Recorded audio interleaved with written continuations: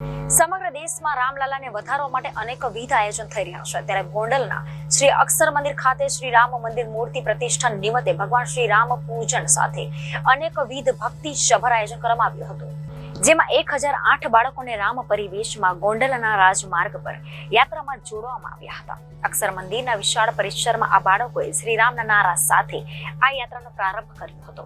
આજના આ પરમ પવિત્ર અવસરે અક્ષર મંદિરે વિશાળ રંગોલી રચવામાં આવી હતી અને મંદિરને ધજા પટાકા દ્વારા શણગારવામાં આવ્યું હતું.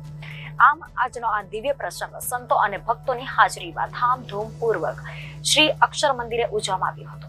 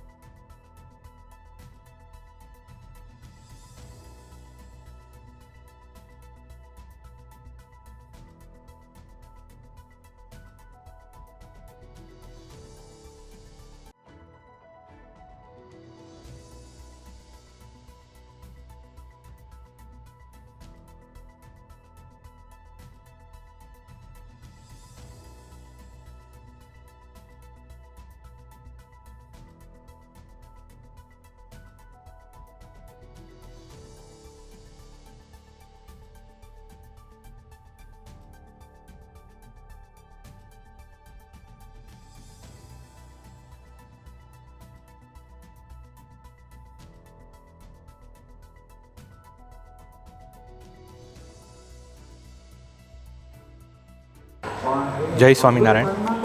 મારું નામ જિલેશ પંડ્યા છે. આજે સમગ્ર દેશની અંદર ભગવાન શ્રી રામના આગમનના વધામણા થઈ રહ્યા છે. અયોધ્યાની અંદર રામ મંદિરની મૂર્તિ પ્રતિષ્ઠા થઈ જવા રહી છે. ત્યારે સમગ્ર દેશ આજે ભગવાનને આગમનને વધાવવા માટે થનગની રહ્યું છે.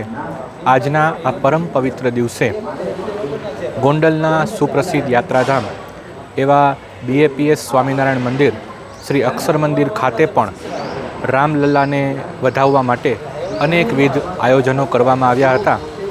એ આયોજનોના ભાગરૂપે 1008 બાળકોને રામના પરિવેશ ધારણ કરાવી અને ગોંડલના રાજમાર્ગ ઉપર એક ભવ્ય નગરયાત્રા કાઢવામાં આવી હતી, જેની અંદર બહોળી સંખ્યામાં બાળકો એ જોડાયા હતા. સાથે સાથે અક્ષર મંદિરની અંદર પણ ખૂબ જ સુશોભન રંગોળી દ્વારા કરવામાં આવ્યું હતું. લાઇટોથી પણ મંદિરને શણગારવામાં આવ્યું હતું.